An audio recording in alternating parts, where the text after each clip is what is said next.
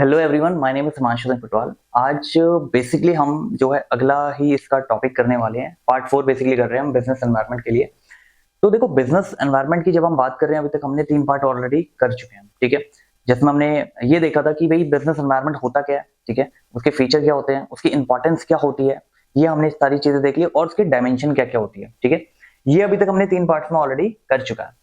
Fourth जो part है आपका, उसमें बेसिकली अब हमने बिजनेस एनवायरनमेंट के बारे में सारी चीजें सीख ली, ठीक है। सारी चीजें हमें पता लग गई कि ये चीज होती है पर्टिकुलरली, ठीक है। अब हम बात कर रहे हैं कि गवर्नमेंट ना, जब ये बिजनेस एनवायरनमेंट की बात ही चल रही थी तो 1991 के भीतर, ठीक है, 1991 में गवर्नमेंट कुछ रिफॉर्म्स लेके आई थी, economic reforms, right. Economic reforms क्या था उससे पहले, 1991 से पहले क्या होता था कि काफी सारी रेस्ट्रिक्शन हुआ करती थी, ठीक है, चीजों के ऊपर, ठीक है। For example, if you want to do business, तो काफी सारे आपके रिक्वायरमेंट्स होते थे। रिक्वायरमेंट्स उसके बाद भी है, 1991 के बाद भी रिक्वायरमेंट है, बट उसको उतनी जो रिस्ट्रिक्शन करी थी, उस रिस्ट्रिक्शन को थोड़ा कम करने के लिए, ठीक है, बिजनेसेस को थोड़ा ग्रो करने के लिए, बिजनेसेस को थोड़ा सा लिबरल करने के लिए एक हमारी पॉलिसीज आई थी काफी सारी। मतलब 3 उसमें मेजर पार्ट थे जो रोल प्ले करा था उन्होंने। तो अगर मैं बिजनेस के प्रोस्पेक्ट में बात करूं, ठीक है, बिजनेस एनवायरनमेंट के प्रोस्पेक्ट में बात करूं कि भाई बिजनेस करने के लिए सही समय, या मतलब फॉर एग्जांपल गवर्नमेंट भी ये चाह रही थी कि लोग बिजनेसेस करें, ठीक है। तो उस केस में गवर्नमेंट क्या है, 1991 में न्यू इकोनॉमिक रिफॉर्म लेके आई थी, जिसमें मेजरली 3 चीजों पे इसके प्रोस्पेक्ट, अगर हम बिजनेस प्रोस्पेक्ट में बात करें तो 3 चीजें थी: लिबरलाइजेशन, प्राइवेटाइजेशन और आपका ग्लोबलाइजेशन, ठीक है। 3 चीजें वहां पे करी थी उन्होंने, 3 चीजें वहां पे दी थी बेसिकली। तो उसी के बारे में हम डिस्कस करेंगे कि क्या क्या चीजें वो थी, क्यों दी थी, क्यों आई थी। बेसिकली मेन पर्पस ये था कि जो भी रिस्ट्रिक्शन आपकी हो रही है, जिस वजह से बिजनेस ओनर जो है बिजनेस नहीं कर पा रहे हैं, काफी सारी रिस्ट्रिक्शन आ रही है, काफी सारी दिक्कतें आ रही है उन्हें, राइट। फॉर एग्जाम्पल, उन्होंने कोई प्रोडक्ट यहाँ बना दिया, फॉर एग्जाम्पल उन्होंने इंडिया में कोई प्रोडक्ट बना दिया, अब वो प्रोडक्ट उन्हें बाहर भेजना है, तो उसमें काफी दिक्कतें आती थी, काफी लाइसेंस की प्रॉब्लम आती थी। या मान लो कोई प्रोडक्ट ऐसा है जो इंडिया में नहीं बन रहा है, फॉर एग्जाम्पल इंडिया में नहीं है, और एज अ आरएम ही मुझे अगर वो प्रोडक्ट बाहर से लेना है, या एज अ एफजी ही मुझे बाहर से लेना है, तो किस तरीके से उसको प्रोसीड करेंगे, क्या रहेगा, उसकी जो फॉर्मेलिटी थी वो काफी ज्यादा कॉम्प्लिकेटेड थी। तो पर्सन सोचता था कि छोड़ो यार, क्या ही करना है, क्यों बाहर भेजना है एक्सपोर्ट, या क्यों इंपोर्ट करना है, ठीक है। उस कॉम्प्लेक्सिटी को देखते हुए गवर्नमेंट ने ये न्यू इकोनॉमिक रिफॉर्म लेके आई थी, जिसमें काफी सारी चीजें थी, काफी सारी जो रिस्ट्रिक्शन थी वो हटा दी गई थी, राइट। तो अभी हम ये देखेंगे कि क्या एग्जैक्टली व्हाट इट इज, क्या था ये, ठीक है, और क्यों लेके आई थी, क्या रीजन था उसका, उसके बारे में हम चर्चा करेंगे यहाँ पे मेजरली, ठीक है। रिफॉर्म तो काफी बड़े थे, बट यहाँ पे हम 3 टॉपिक डिस्कस करेंगे ओनली, जो कि आपका लिबरलाइजेशन, प्राइवेटाइजेशन एंड ग्लोबलाइजेशन के बारे में, ठीक है। लिबरलाइजेशन पहला आपका पॉलिसी है। लिबरल मतलब आपको पता है थोड़ा सा छूट देना, right. It should be liberal. Government थोड़ी सी लिबरलाइजेशन की तरफ आई थी, क्यों, थोड़ी सी छूट देने की तरफ आई थी कि बिजनेस ओनर, गवर्नमेंट चाहती थी उस टाइम की बिजनेस ओनर्स बिजनेस करे, ठीक है।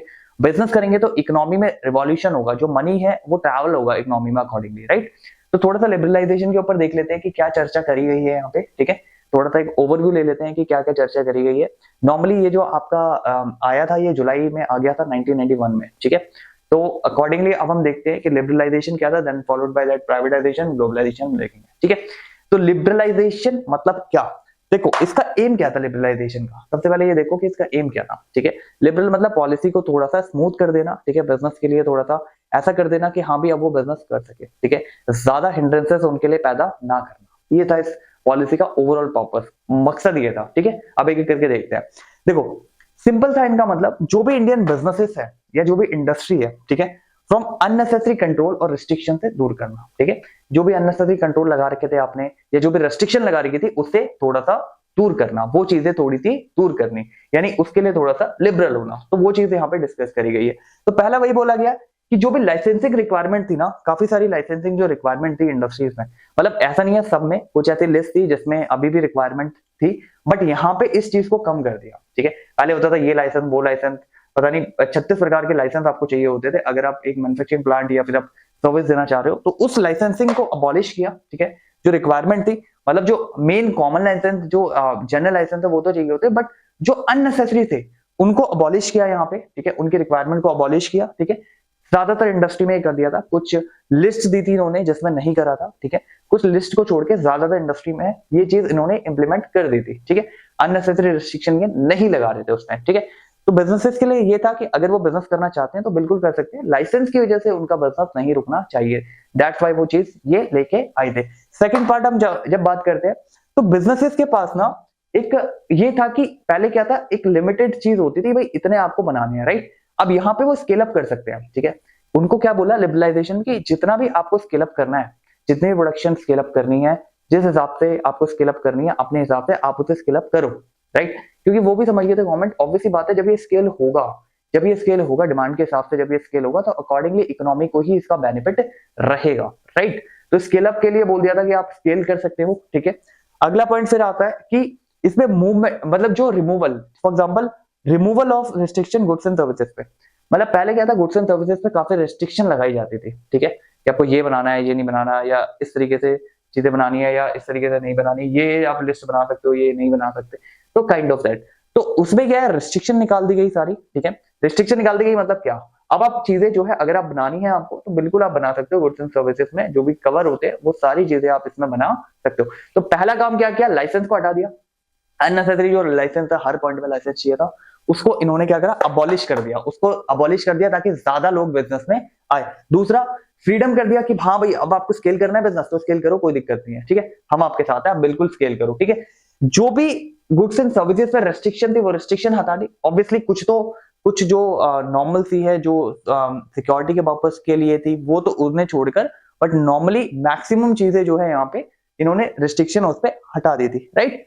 उसके बाद प्राइस की फिक्सेशन की वो दे दी थी कि आप अगर प्रोडक्ट बना रहे हो, फॉर एग्जांपल आपकी कोई पर्टिकुलर कॉस्टिंग आई होगी, ठीक है, उसके हिसाब से आप सेल प्राइस जब लगा रहे हो, मतलब सेल प्राइस आप डिसाइड कर रहे हो, तो वो आप फिक्स कर सकते हो, ठीक है। लॉन्ग विद योर वो जो एमआरपी वाला कॉन्सेप्ट है ना, इसमें क्या होता है, जो भी आपकी कॉस्टिंग है उसमें प्रॉफिट का मार्जिन आप ऐड करके, या जो भी आपकी डिस्ट्रीब्यूशन या सेलिंग एक्सपेंसेस ऐड ऑन करके आप क्या कर सकते हो, एमआरपी डाल सकते हो। उसमें क्या था कि किसी भी प्रोडक्ट के ऊपर जब आप एमआरपी डाल दोगे, दैट इज द मैक्सिमम जो प्राइस होगा, मैक्सिमम रिटेल प्राइस होगा वो ये रहेगा, इससे ऊपर नहीं बेच सकता। बट वो एमआरपी में इटसेल्फ कॉस्टिंग के अलावा भी आपका प्रॉफिट, डिस्ट्रीब्यूशन, जो आपका सेलिंग एंड डिस्ट्रीब्यूशन, जो मार्जिन है डिस्ट्रीब्यूटर का, वो सब चीजें इंक्लूड करके दिखाई थी। तो वो दे दिया था कि आप अपना जो है प्राइस का फिक्सेशन अकॉर्डिंगली आप कर सकते हो। तो पहली लाइसेंस हटा दिया, लाइसेंस के लिए जो अननेसेसरी लाइसेंस था वो हटा दिया, ठीक है। अब इसमें बोला स्केल आप डिसाइड कर लो, जिस हिसाब से भी आपको स्केल प्रोड्यूस करना है वो आप डिसाइड कर लो। गुड्स एंड सर्विसेज आपको जो बनाने हैं आप वो बनाओ, कोई दिक्कत वाली बात नहीं है। यहाँ पे जो प्राइस फिक्सेशन है ये अथॉरिटी दे दी कि आप प्राइस भी अपना फिक्स कर सकते हो, ठीक है। यहाँ पे बेसिकली गवर्नमेंट का पर्पस ये था कि भाई बिजनेसेस जो है गुड्स एंड सर्विसेज प्रोड्यूस करे, वो आए बिजनेसेस में अकॉर्डिंगली अपना प्रोड्यूस करे। अब इसमें इन्होंने एक चीज और कर दी गवर्नमेंट ने कहा भाई टैक्स जो है ना, जो भी टैक्स है उसको हमने रिड्यूस कर दिया, ठीक है। अब आप आओ, गवर्नमेंट चाहती थी उस टाइम पे ये बिजनेसेस आए, बिजनेसेस करे, अच्छे से करे, राइट, जो भी आना चाह रहे हैं या जो भी करना चाह रहे हैं वो करे, तो टैक्स की रिडक्शन दे दी थी। अननेसेसरी कंट्रोल जो डाल रखा था इकोनॉमी में वो भी हटाया, ठीक है। धीरे धीरे जो भी अननेसेसरी कंट्रोल है, जो भी चीजें हैं वो हटाई अकॉर्डिंगली, ठीक है। सिंप्लिसिटी प्रोसीजर में दे दी, जो भी अगर आप इंपोर्ट या एक्सपोर्ट करना चाहते हो, जैसे मैंने आपको बताया था इंपोर्ट एक्सपोर्ट में काफी सारी रिस्ट्रिक्शन थी, तो उसमें उसका प्रोसेस थोड़ा सा सिंप्लीफाई कर दिया कि किस तरीके से आप ये चीजें कर सकते हो, और make it easier to attract. ये इससे क्या हुआ, जब आपने सिंप्लीफाई कर दिया इंपोर्ट और एक्सपोर्ट को, अब इससे ये हुआ कि आपने इजियर कर दिया अट्रैक्ट फॉरेन कैपिटल, ठीक है, और टेक्नोलॉजी इन इंडिया।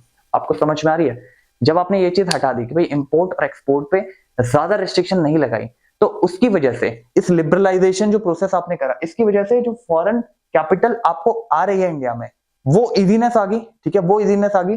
और दूसरा क्या है, जो टेक्नोलॉजी बाहर की टेक्नोलॉजी है वो भी इंडिया में आ रही थी, अकॉर्डिंग आप कर सकते हो। गुड्स एंड सर्विसेज जो आपको बनाने आप वो बनाओ, कोई दिक्कत नहीं है। प्राइस आप फिक्स कर सकते हो गुड्स एंड सर्विसेज के, कोई दिक्कत नहीं है, ठीक है। सब्जेक्ट टू एमआरपी आपका जो रहता है उससे हाई पे नहीं सेल होगा, but MRP itself including all the expenses like कॉक्स के अलावा भी उसमें सेलिंग एंड डिस्ट्रीब्यूशन सब कुछ इंक्लूड था। टैक्स रेट रिड्यूस करा, अननेसेसरी जो भी कंट्रोल करा था ओवर द इकोनॉमी वो कम करा। इंपोर्ट एक्सपोर्ट का जो प्रोसीजर है वो थोड़ा सा इजी कर दिया, स्मूथ कर दिया। इसकी वजह से क्या हुआ, it is easier to attract the, जो भी आपके फॉरेन कैपिटल है उसको अट्रैक्ट करने में इजीनेस आई, और टेक्नोलॉजी इन इंडिया में आने लगी, मतलब बाहर की जो भी टेक्नोलॉजी थी वो इंडिया में आ रही थी अकॉर्डिंगली, ठीक है जी। तो ये लिबरलाइजेशन का कॉन्सेप्ट था। अब हम प्राइवेटाइजेशन ग्लोबलाइजेशन कर रहे हैं नेक्स्ट स्लाइड में, ठीक है। प्राइवेटाइजेशन आपने पहला देखा, दूसरा हम प्राइवेटाइजेशन ग्लोबलाइजेशन के बारे में चर्चा करेंगे। प्राइवेटाइजेशन ग्लोबलाइजेशन किस तरीके से प्रोसीड कर रहा है, ठीक है। तो पहला देखो liberalization, we have already done with the liberalization. के लिबरलाइजेशन क्या होता है, हमने वही बताया कि जो भी रिस्ट्रिक्शन दी थी, अननेसेसरी रिस्ट्रिक्शन दी थी, वो सारी रिमूव करी। अब प्राइवेटाइजेशन की तरफ आते हैं। देखो क्या होता था पहले, ज्यादातर ना पब्लिक सेक्टर ओन करा करती थी, ठीक है, जो भी बिजनेसेस थे वो पब्लिक सेक्टर ओन करा करते थे। तो धीरे धीरे प्राइवेटाइजेशन की तरफ आना इन्होंने शुरू किया। मतलब इन्होंने क्या बोला गवर्नमेंट ने कि जो भी अपनी पब्लिक सेक्टर की कंपनी है, ठीक है, जो भी पब्लिक सेक्टर की कंपनी है उसको प्राइवेटाइज करो, ठीक है। क्या हो रहा था, स्टाफ का इशू, काफी सारी चीजें उसमें चल रही थी। तो इन्होंने क्या करा, गवर्नमेंट ने क्या करा कि जो भी इनकी पब्लिक सेक्टर की कंपनी थी, ठीक है, जो लॉस मेकिंग कंपनी हो गई थी या जो सिक कंपनी से बोलते हैं, राइट, इन्होंने एक अथॉरिटी जो उस टाइम पे नॉर्मली बनी थी, वो अथॉरिटी इन्होंने बनाई जिसका नाम था आपका board of industry and finance reconstruction, ठीक है, board of industry and financial reconstruction. तो ये कंपनी, ये इन्होंने एक बोर्ड बनाया था बेसिकली। तो जो भी इनकी ऐसी कंपनीज थी जो लॉस मेकिंग कंपनी थी या वीगन से जो सिक कंपनी थी, वो इसको ट्रांसफर कर देती थी, राइट। अब इसको जब ट्रांसफर कर रही थी तो इसका काम क्या था, इस बोर्ड का काम क्या था, जो board of industry and financial reconstruction का काम क्या था, ये उस कंपनीज को, जो भी कंपनीज थी, इसको ट्रांसफर करने के बाद ये डिल्यूट करता था उन्हें, ठीक है, प्राइवेट सेक्टर में। डिल्यूशन का मतलब क्या हुआ, डिल्यूशन का मेन पर्पस ये होता था कि प्राइवेट सेक्टर ओन करे 51% ऑफ द कंपनी, राइट। अगर वो 51% ऑफ द कंपनी अगर ओन कर रहे हैं तो ऑब्वियसली ऑटोमेटिकली क्या हो जाएगा, ऑटोमेटिकली क्या काम हो जाएगा कि 50% अगर वो ओन कर रहे हैं तो पूरा मैनेजमेंट जो प्राइवेट संभाल रहा है, राइट। यानी वो कंपनी एज अ कंपनी क्या बन गई है, वो एज अ प्राइवेट कंपनी बन गई है, पब्लिक से कन्वर्ट होके प्राइवेट में आ गई है वो, राइट। आपको बात समझ में आ रही है क्या हो रही है। तो ये डिल्यूशन का पर्पस ही यही था कि जो ऐसी कंपनीज है, जो we can say loss making companies है और जो सिक कंपनीज है, उसको ट्रांसफर करके डिल्यूट करवाओ प्राइवेट में, सिंपल। तो यही काम था प्राइवेटाइजेशन में। क्या था प्राइवेटाइजेशन का एम, क्या था, सिंपल ये एम था कि giving greater role to the private sector, ठीक है, फॉर ओवरऑल जो नेशन बिल्डिंग प्रोसेस में प्राइवेट सेक्टर को ज्यादा रोल देने का प्लान यहां पे करा गया, ठीक है। दूसरी चीज इसमें क्या करा कि जब आप प्राइवेट सेक्टर को शिफ्ट कर दोगे काम, ठीक है, तो ऑटोमेटिकली क्या होगा, पब्लिक सेक्टर का काम जो है वहां पे कम हो गया, रिड्यूस कर दिया इनका वर्क। अब यहां पे करते क्या थे, गवर्नमेंट ने रीडिफाइन करा, जो भी पब्लिक सेक्टर का रोल था उसको रीडिफाइन करा। तो इन्होंने एक प्लान डिसइन्वेस्टमेंट करी थी, वही डिसइन्वेस्टमेंट में ये बोर्ड का गठन हुआ था। ये बोर्ड जो बेसिकली इसका काम यही था कि जो भी कंपनी लॉस मेकिंग है, सिक कंपनी, इसको ट्रांसफर कर देते थे, ठीक है, इस बोर्ड को ट्रांसफर कर देते थे, जो कि आपका board of industry and financial reconstruction board है, ठीक है। फिर ये इनको डिल्यूट कर देता था। डिल्यूट किसमें, इनका मेन पर्पस क्या था, उस पब्लिक कंपनी को जो अच्छे से वर्क नहीं कर पा रही है या जो सिक हो रही है या लॉस मेकिंग है, उसको डिल्यूट कर देना प्राइवेट में। डिल्यूशन में 51% जैसे ही प्राइवेट पे पहुंच गया, पूरा मैनेजमेंट फिर प्राइवेट के पास चला गया, ठीक है। तो पर्पस ये था प्राइवेटाइजेशन का कि भाई जो पब्लिक सेक्टर पे है बेसिकली उसका बर्डन कम करा जाए, ठीक है। प्लस ऐसी कंपनी जो लॉस मेकिंग कंपनी है उसको प्रॉफिट में कैसे लेके आए, उसको कैसे डिल्यूट करे, प्राइवेटाइजेशन कैसे करे, ताकि प्राइवेट सेक्टर का भी रोल ओवरऑल ग्रोथ में बढ़े, राइट। काफी सारी इंडस्ट्रीज थी ऐसी जिसमें पहले प्राइवेट सेक्टर नहीं आ पाते थे, राइट। तो इस रिफॉर्म के बाद काफी सारी इंडस्ट्री जो है वो आने लगी, right, as a private sector भी वो वर्क करने लगी, ठीक है। तो एक तो ये डिल्यूशन वाला काम हो गया, और एक नॉर्मली भी प्राइवेट सेक्टर को एक इंकरेज करा गया था कि आप इंडल्ज हो, ऐसी ऐसी एक्टिविटीज में इंडल्ज हो, क्योंकि प्राइवेट पब्लिक सेक्टर सब कुछ नहीं कर सकती थी, राइट। सारी इंडस्ट्री ओन नहीं कर सकती पब्लिक सेक्टर, राइट। काफी उसके लिए मैन पावर चाहिए, काफी चीजें चाहिए। तो इसलिए प्राइवेटाइजेशन को प्रमोट किया गया था कि अगर वो आएंगे तो ऑब्वियसली ओवरऑल इकोनॉमी में ग्रोथ ही करेंगे, ओवरऑल इकोनॉमी में एज अ ग्रोथ प्रोस्पेक्टिव के तौर पे काम करेंगे। देखो अभी प्राइवेट कंपनी क्या करती है, प्राइवेट कंपनी फॉर एग्जांपल कोई भी प्रोडक्ट बना रही है, कोई भी सर्विसेज दे रही है, ठीक है। अब प्राइवेट कंपनी अगर आ रही है तो गवर्नमेंट के लिए तो विन विन सिचुएशन ऑब्वियसली है, ठीक है। प्राइवेट कंपनी क्या कर रही है, एक प्रॉब्लम सॉल्व कर रही है, तो प्राइवेट कंपनी के लिए भी वो विन विन सिचुएशन है, they are earning the profit. हाँ, उस प्रॉफिट पे जो अर्निंग उनकी प्रॉफिट की हो रही है उस पे गवर्नमेंट को वो टैक्स दे रहे हैं, राइट, उस पे पर्टिकुलर गवर्नमेंट को टैक्स दे रहे हैं, ठीक है। तो गवर्नमेंट को टैक्स मिल रहा है, दैट इज गवर्नमेंट के लिए वो विन सिचुएशन है। यहाँ पे प्रॉब्लम सॉल्व हो रही है, कंज्यूमर के लिए वो विन सिचुएशन है। यहाँ पे प्राइवेट जो रन कर रहा है पर्सन, ठीक है, जो भी फाउंडर्स हैं, जो प्रमोटर्स हैं, इनके जो रन कर रहे हैं, उनके लिए भी विन विन सिचुएशन है, because they are also making good amount of money, और ओवरऑल इकोनॉमी में जो है फाइनेंस इवॉल्व हो रहा है। तो इससे क्या है, इससे आपका पूरा नेशन बिल्डिंग का जो प्रोसेस है इनका वो सॉल्व हो रहा है, राइट। तो प्राइवेटाइजेशन ये हो गया आपका। देन दो चीजें करी है अभी आपने, ठीक है, दो चीजें आपने कर ली है अभी तक, एक आपने लिबरलाइजेशन और दूसरा प्राइवेटाइजेशन। तीसरा पार्ट इन्हीं दोनों से रिलेटेड है। रिलेटेड का मतलब क्या हुआ, मतलब लिबरलाइजेशन का ही पार्ट है, उसमें क्या करा है, ग्लोबलाइजेशन के ऊपर ध्यान दिया है, ठीक है। ग्लोबलाइजेशन के ऊपर क्यों ध्यान दिया, ग्लोबलाइजेशन आप कैसे कर सकते हो, ऑब्वियसली बात है, जो भी प्रोडक्ट आपके इंडिया में बन रहे हैं उसको जब आप एक्सपोर्ट करोगे दैट इज कॉल्ड ग्लोबलाइजेशन, या जो बाहर के प्रोडक्ट है उसे इंपोर्ट कर रहे हो दैट इज कॉल्ड ग्लोबलाइजेशन।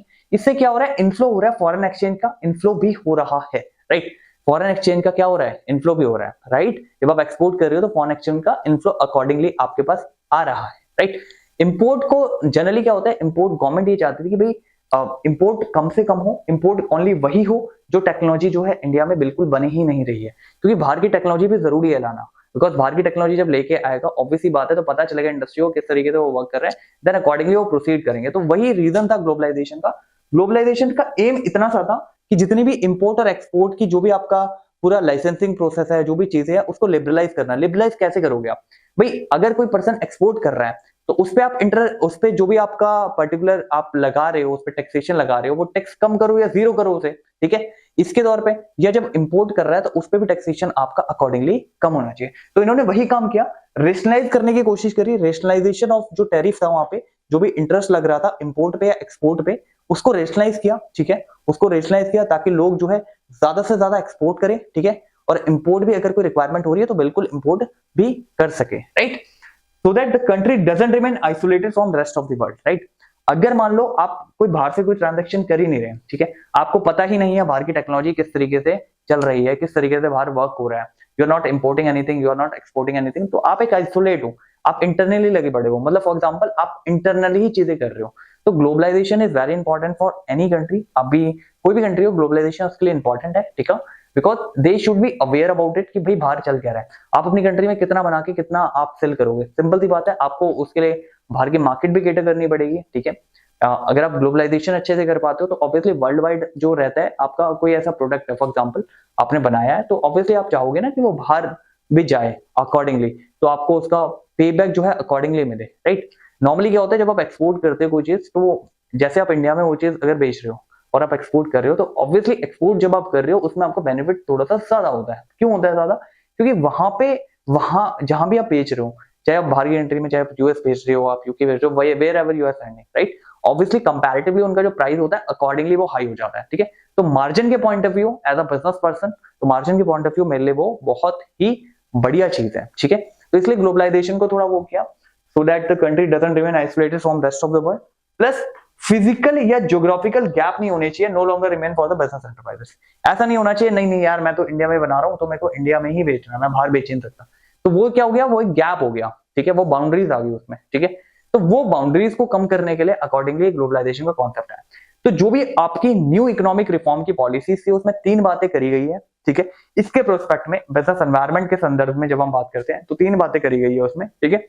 3 बातों में उन्होंने सिंपल बता दिया भाई, लिबरलाइजेशन के ऊपर बात करी है, प्राइवेटाइजेशन के ऊपर बात करी है, ग्लोबलाइजेशन के ऊपर बात करी है, ठीक है। लिबरलाइजेशन क्यों कर रहे हैं वो? लिबरलाइजेशन इसलिए कर रहे थे भाई, अननेसेसरी जो लॉस थे उनको हटाया, ठीक है। जो भी गुड्स एंड सर्विसेज है उसका स्केल अप अगर बिजनेस को करना है तो स्केल कर सकता है, गुड्स एंड सर्विसेज पे जो रिस्ट्रिक्शन थी वो हटा दी, प्राइस फिक्सेशन आप अकॉर्डिंगली कर सकते हो, राइट। इंपोर्ट एक्सपोर्ट का जो प्रोसीजर है वो थोड़ा सिंपल किया, ठीक है। इसके अकॉर्डिंग जो फॉरेन इन्वेस्टमेंट या फॉरेन कैपिटल आपके पास आनी थी वो आई अकॉर्डिंगली, राइट। दूसरी चीज प्राइवेटाइजेशन में क्या किया, प्राइवेटाइजेशन में जो भी प्राइवेट सेक्टर है उनको बोला गया, उनको बताया गया कि भाई आप भी कंट्रीब्यूट करो अकॉर्डिंगली बिजनेस में।